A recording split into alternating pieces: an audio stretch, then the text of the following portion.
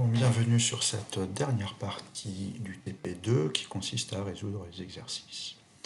Alors l'exercice 1, il fallait tracer le graphe de la fonction x donne racine de 1 moins x au carré pour x entre moins 1 et 1. Donc on commence par créer le vecteur ellipsis. X va de moins 1 à 1 en 100 étapes. F va être racine qui se code np.sqrt 1 moins x au carré qui se code x étoile étoile 2. Et le reste, c'est simplement ce qu'on a vu jusqu'ici à x. On ouvre la figure, on trace f, ici en vert, et là, j'ai décidé de tracer moins f en rouge. On enregistre dans la figure 1, et je vous rappelle qu'il faut avoir créé ce fichier. Le résultat, c'est ceci, et il y a un petit problème de mise à l'échelle, mais c'est un cercle.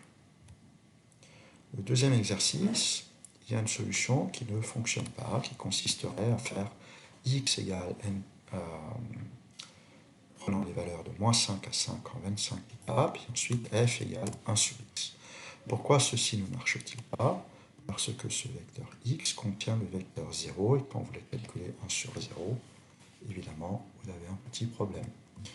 Donc, la première option consisterait à éviter le 0, par exemple en concaténant les valeurs de moins 5 à moins 0,2, 25 étapes, avec celle de 0,2 à 5 en 25 étapes, et de tracer tout simplement 1 sur x. Le petit problème est que quand vous faites ça, vous allez avoir un point ici qui va être relié à un point ici. Bon, et donc le plus simple est en fait de se passer de cette concaténation, de créer un vecteur x de 0,2 à 5, 25 étapes. On trace x1 sur x, ici dans une couleur de mauvais goût, et puis moins x et 1 sur moins x ou moins 1 sur x, c'est la même chose dans une autre couleur. Les deux sur le même tracé graphique, et on obtient la figure 3 comme ceci. On reconnaît bien le graphe de 1 sur x. Pour les surfaces, tout ce qu'il suffit de faire, c'est adapter ce qu'on avait avant. Donc on avait moins y2 qu'on enlève, et on obtient simplement z égale x au carré. Le restant est strictement identique au dernier exemple qu'on a vu. Et donc on obtient la figure 4. Vous voyez que ça, il y a une des coordonnées où c'est toujours la même chose que la coordonnée y. On obtient toujours la même courbe. Quand on veut tracer deux surfaces sur une même courbe, on fait comme tout à l'heure, on met simplement les deux surfaces.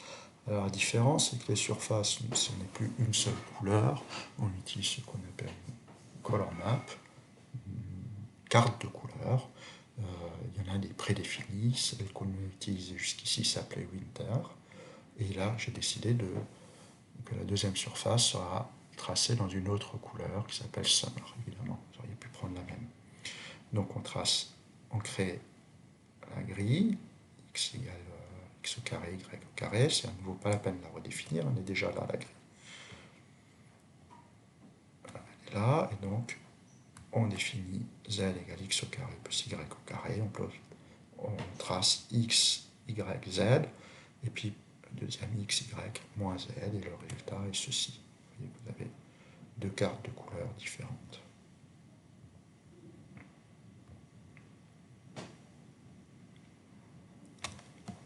La suivante est un graphe un peu plus compliqué, x au carré moins y au carré fois l'exponentielle. L'exponentielle, comme toutes les fonctions, se code np.exp, le nom de la fonction usuelle, x au carré plus y au carré.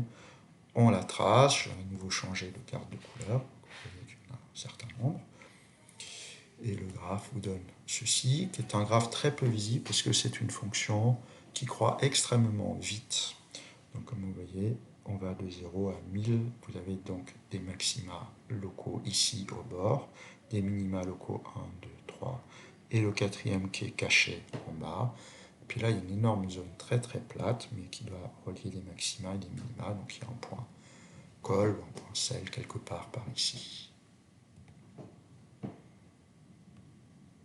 Enfin, la dernière, c'est tout pareil, pi se code np.pi, donc on va cette fois-ci prendre les valeurs de 0 à 4 pi, on prend une centaine, pareil pour y, on crée la grille, Z, c'est sinus de x fois sinus de y, donc np pour sin x, fois np pour sin y.